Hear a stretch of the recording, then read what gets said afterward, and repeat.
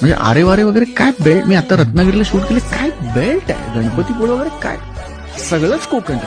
काय म्हणजे